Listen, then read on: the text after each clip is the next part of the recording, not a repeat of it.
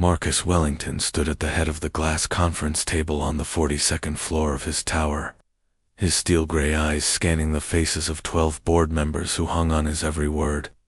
The morning sun cast sharp shadows across his perfectly tailored suit as he presented the quarterly numbers that would make or break several companies under his control. His voice was steady and cold as he announced the decision to close 3 factories, a move that would save millions but cost thousands of jobs. The board members nodded silently, afraid to question the man who had built a tech empire worth $20 billion from nothing. Marcus had earned his reputation as the most ruthless businessman in the city, a man who never showed weakness, never apologized, and never looked back at the lives he destroyed in his climb to the top. He was explaining the timeline for the factory closures when something strange happened. His words began to slur slightly, and he gripped the edge of the table to steady himself. The board members exchanged worried glances as Marcus tried to continue speaking, but his vision started to blur and a burning sensation spread through his chest. He attempted to dismiss the feeling as stress from the morning's difficult decisions, but suddenly his legs gave way, and he collapsed onto the marble floor with a heavy thud that echoed through the silent room. Panic erupted as board members rushed to his side, some shouting for security while others called for medical help. Marcus lay unconscious, his face pale and covered in sweat that seemed to appear from nowhere. Within minutes, paramedics stormed into the conference room, their equipment beeping frantically as they checked his vital signs and found his pulse racing at a dangerous speed. They lifted his unconscious body onto a stretcher and rushed him to the private hospital, where only the wealthiest patients received treatment. His assistant, Jennifer, followed the ambulance in her car while frantically calling Dr. Richardson, the most expensive doctor in the country, who had treated presidents and movie stars. The news of Marcus Wellington's collapse spread through the business world like wildfire, causing his company's stock to drop 15% within the first hour. At the hospital, Dr. Richardson arrived with a team of specialists who immediately ran blood tests, brain scans, and heart monitoring, while Marcus remained unconscious on the hospital bed. The test results were confusing. His body showed signs of severe stress, but there was no clear medical cause for his collapse. Jennifer called Marcus's estranged daughter Sarah, who lived in London and had not spoken to her father in 2 years after a bitter argument about his business practices. She also reluctantly called his ex-wife, Margaret, knowing that despite their nasty divorce, she would want to know about his condition. Within hours, both women were on flights to the city, putting aside their anger to face the possibility of losing the man who had once been the center of their lives. Dr. Richardson decided to transfer Marcus to his mansion, where a full medical team could monitor him around the clock in familiar surroundings. The massive estate, which usually felt cold and empty, suddenly filled with medical equipment, nurses, and the constant beeping of machines. Helena Rodriguez, the quiet maid who had worked in the house for 15 years, watched from the hallway as doctors and nurses rushed in and out of Marcus's bedroom. She had seen him through many difficult times, the nights he couldn't sleep after making hard business decisions, the evenings he sat alone in his study drinking whiskey and staring at old photographs of his family. Helena knew things about Marcus that no one else knew, like how he kept his mother's rosary hidden in his desk drawer, or how he sometimes stood at his bedroom window at 3 in the morning, looking lost and alone. When Sarah arrived from London, she looked older and more tired than Helena remembered, her eyes red from crying during the long flight.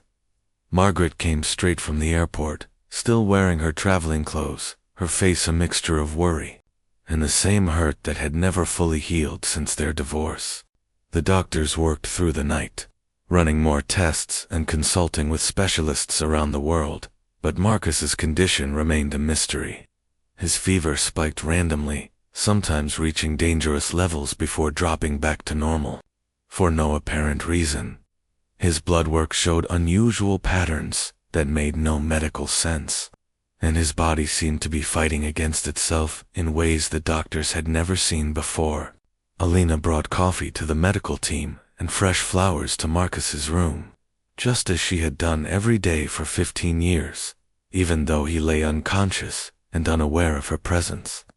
She noticed how his breathing changed when she spoke softly to him, and how his restless movements calmed when she adjusted his blankets with gentle hands. As the first week passed with no improvement, more specialists arrived from different countries, each confident they could solve the puzzle of Marcus Wellington's illness, but each leaving more confused than when they arrived. The mansion felt like a fortress under siege, with reporters gathering outside the gates and business rivals circling like vultures, waiting to see if the empire Marcus built would crumble without its iron-fisted leader. Dr. Richardson stood in the mansion's study, speaking in urgent whispers on his phone to medical colleagues around the world, each call bringing another specialist to the Wellington estate as Marcus's condition grew more puzzling by the hour. The second week began with the arrival of Dr. Chen, a neurologist from Tokyo who specialized in rare brain disorders, followed by Dr. Muller from Germany, who had spent 30 years studying unusual fever patterns, and then Dr. Patel from India, famous for solving medical mysteries that stumped other doctors. Each expert arrived with confidence and expensive equipment, certain they could identify what 20 other doctors had missed, but Marcus's body defied every test and theory they brought. His fever would spike to dangerous levels at exactly 3 in the morning, then drop to normal by sunrise, only to climb again unpredictably throughout the day. Blood samples showed immune system activity that made no scientific sense, as if his body was fighting an enemy that didn't exist, while brain scans revealed patterns of electrical activity that looked almost like he was having conversations in his unconscious state. Sarah paced the hallways like a caged animal, calling business partners and trying to hold her father's empire together, while watching him waste away in the bedroom upstairs. She had flown back from London carrying 15 years of anger about his cold treatment of their family, but seeing him so vulnerable made all that rage feel pointless and cruel. Margaret arrived on the third day of the second week, taking charge of the household arrangements and making sure the medical staff had everything they needed. Her organizational skills from their married years returning naturally despite the pain of being in their former home. The two women found themselves working together for the first time since Sarah was a child, united by their fear of losing the difficult man they both loved and resented. Alina watched the parade of famous doctors with growing concern, noticing how each specialist focused on charts and test results, but never really looked at Marcus as a person.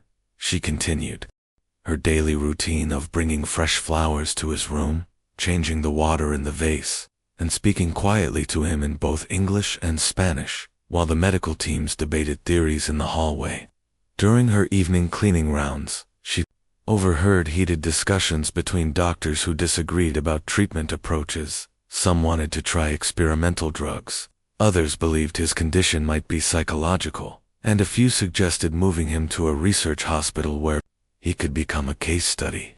The business world watched nervously as Marcus's company stock continued to fall, with competitors making aggressive moves to steal clients and employees, while the Wellington empire seemed rudderless. Jennifer, his loyal assistant, worked 8 days from a makeshift office in the mansion's dining room, fielding calls from investors, board members, and reporters who all wanted answers she couldn't provide. By the 4th day of the second week, Dr. Richardson had consulted with 14 different specialists, and the medical bills had reached $3 million with no results to show for the massive expense. Sarah found herself crying in the mansion's garden, overwhelmed by the possibility that her father might die before she could tell him she forgave him for all the missed birthdays and broken promises. Margaret discovered her sitting on the stone bench where Marcus used to read business reports on sunny mornings, and for the first time in years, the two women embraced and cried together. Alina brought them both warm tea and homemade cookies, her gentle presence offering comfort that all the expensive medical care couldn't provide. That evening, as the latest specialist A infectious disease expert from Switzerland, packed his bags after 5 days of failed tests. Alina noticed something the doctors had missed. When she hummed the old Spanish lullabies her grandmother had taught her, Marcus's restless movements would calm, and his breathing would become steady and peaceful. She began staying later each evening, sitting beside his bed and singing softly, while monitoring his responses, documenting patterns that seemed impossible but were clearly real. His fever would drop when she held his hand, and his heart rate would stabilize when she spoke about memories from their 15 years together. The Christmas mornings when he would sneak down to the kitchen for her fresh bread. The evenings when she found him asleep at his desk and covered him with a blanket. The rare moments when his stern mask would slip and she glimpsed the lonely man underneath. Dr. Richardson grew increasingly frustrated as each new specialist arrived with theories that led nowhere, and the medical team began whispering about the possibility that Marcus Wellington's condition might be beyond modern medicine's ability to treat. Sarah overheard one doctor telling another that they should prepare the family for the worst possible outcome, and she ran from the room to avoid hearing more.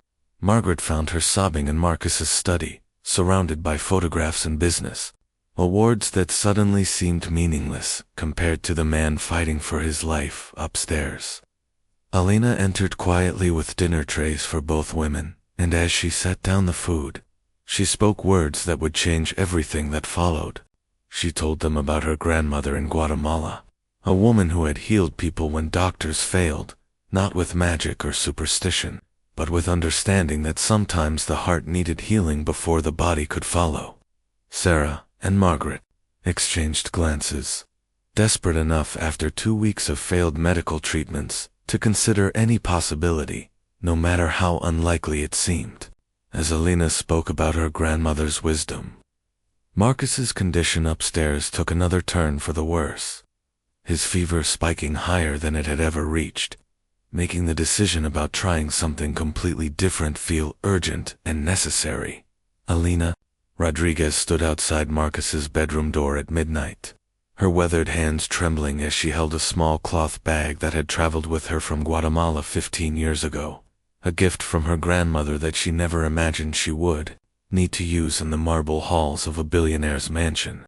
The 20th doctor had left that evening, a famous heart specialist from France, who shook his head in defeat after running every test known to medical science, and Alina knew that if she was going to act on her grandmother's teachings, it had to be tonight, before Marcus slipped away completely.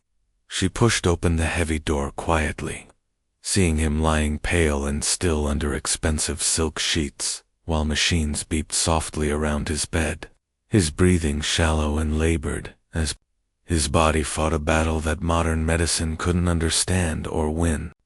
Alina approached his bedside and gently placed her hand on his forehead, feeling the unnatural heat that had been burning through him for 2 weeks, then opened her cloth bag and removed dried herbs that her grandmother had collected in the mountains of Guatemala decades ago.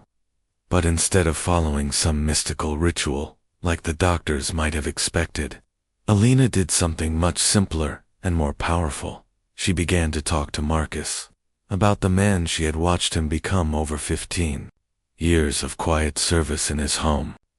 She spoke softly about the nights when she had found him crying silently in his office after receiving news that a business rival had died, how he had secretly donated millions to children's hospitals but never wanted anyone to know about his generosity, and the way he kept his deceased mother's photograph hidden in his desk drawer, because he was too proud to let anyone see his grief.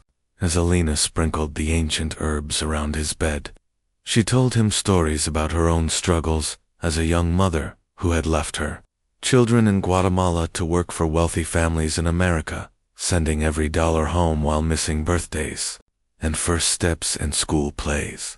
She explained how she had learned to see past the cold masks that powerful people wore, recognizing the fear and loneliness that drove them to build walls around their hearts, and how her grandmother had taught her that true healing happened when someone finally felt safe enough to let down their guard completely. Alina pulled a chair close to Marcus's bed and began speaking about specific memories that only she would know. The Christmas morning when she found him standing alone in the kitchen at 5 in the morning, staring out the window with tears streaming down his face because he had no family to share the holiday with after his divorce. She reminded his unconscious mind about the evening when his business partner had betrayed him, and how he had walked through the mansion like a lost child, ending up in the garden, where she found him sitting on the ground among the roses, looking more broken than she had ever seen him.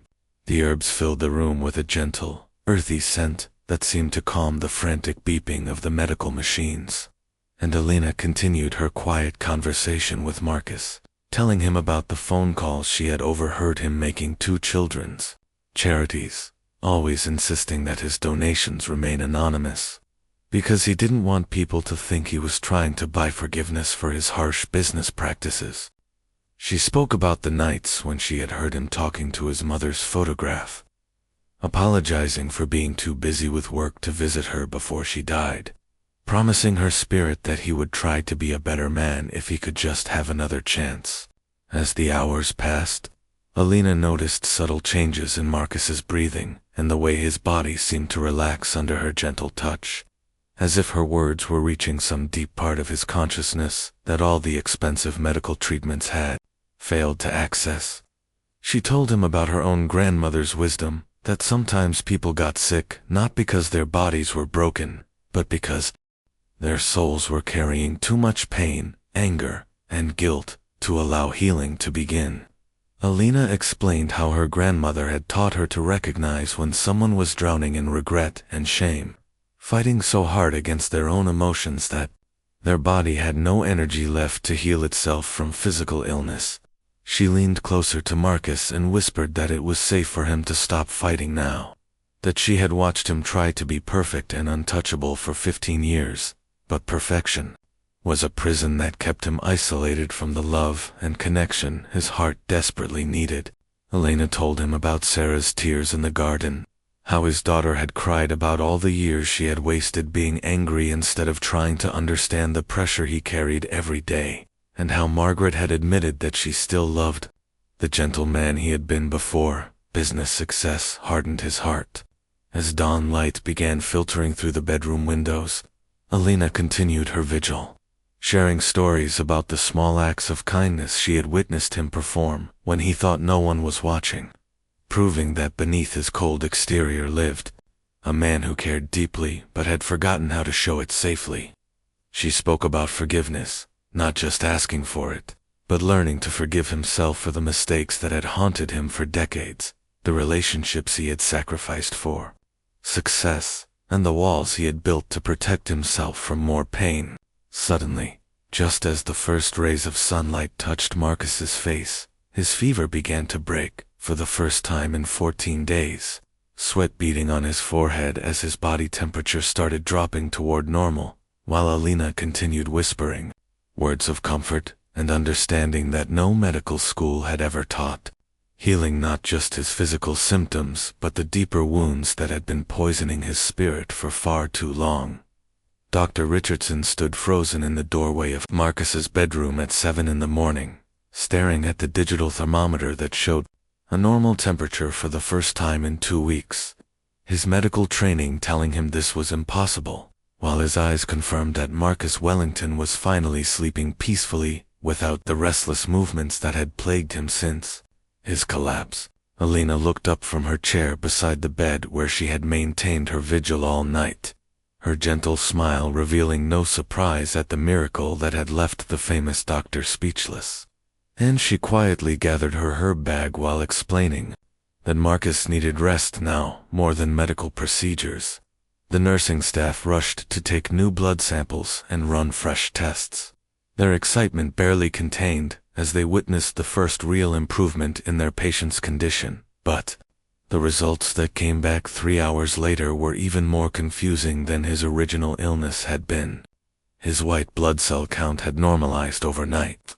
His brain activity showed peaceful sleep patterns, instead of the chaotic electrical storms they had monitored for weeks, and every marker of physical stress had dropped to healthy levels without any medical intervention that could explain the dramatic change. Dr. Richardson called an emergency meeting with his medical team in the mansion's library, spreading test results across the mahogany table while trying to find scientific explanations for what appeared to be a spontaneous recovery that defied everything he had learned in 30 years of practicing medicine. Sarah burst into the room during their heated discussion, tears streaming down her face as she announced that her father had opened his eyes and spoken, her name clearly for the first time since his collapse, asking weakly if she could forgive him for being such a terrible parent during her childhood. Margaret followed close behind, her own eyes red from crying as she described how Marcus had reached for her hand and whispered an apology for the pain he had caused during their marriage, his voice hoarse but sincere in ways she had never heard before. Alina appeared in the doorway carrying a tray of homemade soup that filled the room with the warm scent of vegetables and herbs from her grandmother's recipe, explaining that Marcus would need simple, nourishing food to rebuild his strength, while his body completed the healing process that had finally begun. Over the next 3 days, Marcus grew stronger physically, while undergoing an emotional transformation that amazed everyone who knew his cold, calculating personality from the business world. He asked Alina to sit with him during meals, listening with genuine interest as she told him stories about her children in Guatemala, her grandson's dreams of becoming a doctor, and the sacrifices she had made to support her family while working in America for 15 years.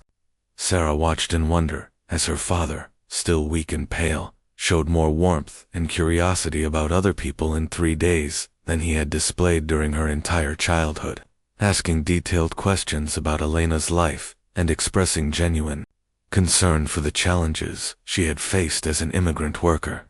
Margaret found herself having real conversations with Marcus for the first time since their early marriage, discussing not business deals or social obligations, but deeper subjects like regret, forgiveness, and the meaning of true success in life.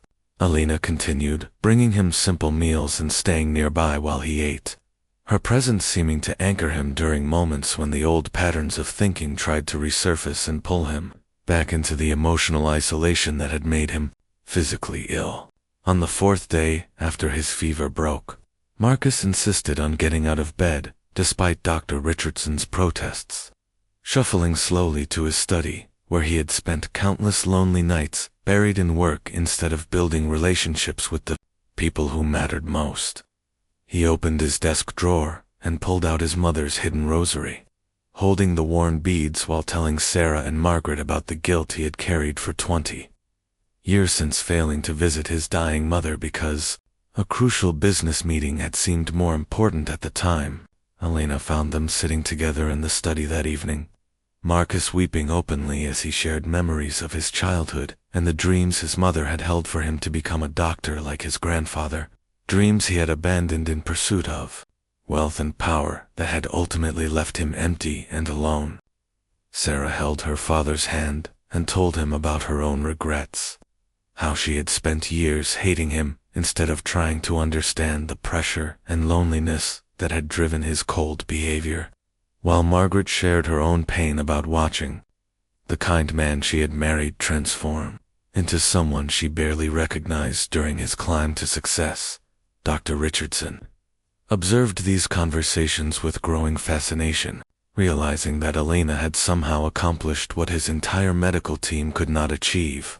She had addressed the root cause of Marcus's illness, which appeared to be spiritual and emotional rather than purely physical. The famous doctor began interviewing Alina about her grandmother's teachings, learning that traditional healers in Guatemala understood connections between emotional pain and physical illness that modern medicine often overlooked or dismissed.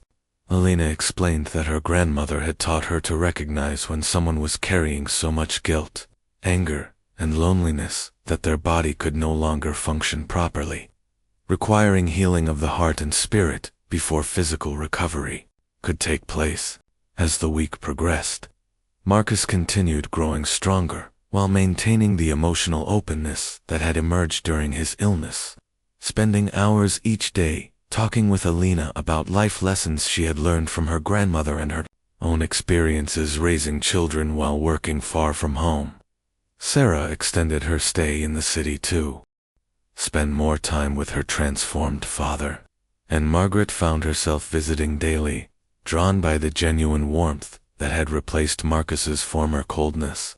Alina watched with quiet satisfaction as the man she had served for 15 years finally began to heal, not just from his mysterious illness, but from the deeper wounds that had been slowly destroying his soul for decades, preparing him for the complete transformation that would reshape his entire approach to life and relationships in the days ahead. 6 weeks after Elena's healing touch had saved his life, Marcus Wellington stood in his office boardroom facing the same executives who had witnessed his collapse, but the man addressing them bore little resemblance to the cold billionaire who had announced factory closures on that fateful morning. His voice was warm and steady as he shocked the room by canceling the planned factory shutdowns and instead announcing a $50 million investment in worker retraining programs. His eyes bright with purpose as he explained that true success meant lifting others up rather than stepping on them to reach the top.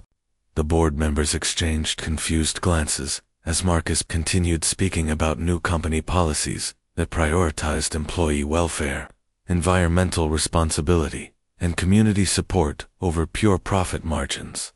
Decisions that would have been unthinkable from the ruthless businessmen they had known for decades.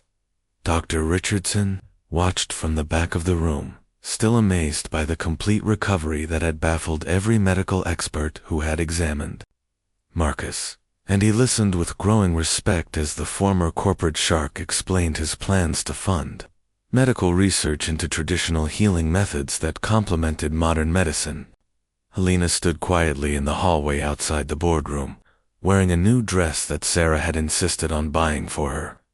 No longer just a maid but officially appointed as Director of Employee Wellness, a position Marcus had created specifically to honor the woman who had saved not just his life but his soul. The business world buzzed with speculation about Marcus Wellington's dramatic personality change, with competitors wondering if his brush with death had somehow damaged his competitive edge. But his company's stock prices actually rose as investors recognized the long-term value of his new ethical approach to business operations. Sarah had moved back from London permanently, taking charge of the newly established Wellington Foundation for Immigrant Workers, using her father's wealth to provide education, healthcare, and legal support for people like Alina, who had sacrificed everything to build better lives for their families in America. Margaret found herself working closely with both Sarah and Marcus to develop programs that addressed the social problems their wealth had previously ignored. And slowly, the bitter wounds from their failed marriage began healing as they discovered the partnership they had never been able to achieve when Marcus was consumed by ambition and greed. Elena's entire extended family arrived from Guatemala for a month-long visit, paid for by Marcus, who insisted it was a small gesture compared to the 15 years of loyal service she had provided, while he remained blind to her sacrifices and wisdom. The mansion filled with laughter and Spanish conversations as Elena's grandchildren played in rooms that had been silent and cold for decades, while Marcus learned to cook traditional Guatemalan dishes under her patient guidance, finding joy in simple activities he had never taken time to experience. Dr. Richardson published a groundbreaking medical paper about the Wellington case, describing how emotional trauma can manifest as physical illness and how traditional healing wisdom sometimes succeeds where modern medicine fails. Though he carefully avoided taking credit for the miraculous recovery that had humbled his professional pride, Marcus spent hours each day in his study. But instead of reviewing profit reports and acquisition plans, he read letters from employees whose lives had been improved by his new policies, from families whose medical bills had been paid by his foundation, and from communities that had been revitalized by his ethical business practices. Alina taught him to find peace in meditation and prayer, skills her grandmother had passed down through generations, helping him maintain the emotional balance that kept both his body and spirit healthy in ways that expensive medical treatments never could have achieved. The local newspapers ran feature stories about the remarkable transformation of the city's most feared businessmen. But Marcus refused most interview requests, preferring to let his actions speak louder than publicity campaigns about his change of heart. Sarah often found her father sitting in the garden with Alina, both of them tending plants that grew under their gentle care, learning lessons about patience, nurturing, and growth that applied to much more than gardening techniques.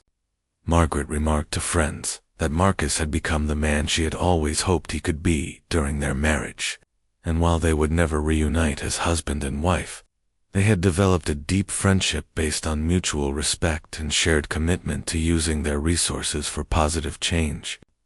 Alina's grandson visited during his school vacation and announced his dream of becoming a doctor, prompting Marcus to immediately establish a scholarship fund that would support young people from Guatemala who wanted to pursue medical careers in America, ensuring that Elena's family legacy of healing would continue into future generations. The corporate executives who had once feared Marcus's harsh decisions now looked forward to board meetings where they collaborated on innovative projects that balanced profit with social responsibility, discovering that ethical business practices actually increased employee loyalty and customer satisfaction in ways that aggressive tactics never could. Alina moved into a beautiful apartment in the mansion's guest wing, but she chose to continue preparing meals and maintaining the household because she genuinely loved caring for the family that had become her own after 15 years of faithful service in their home.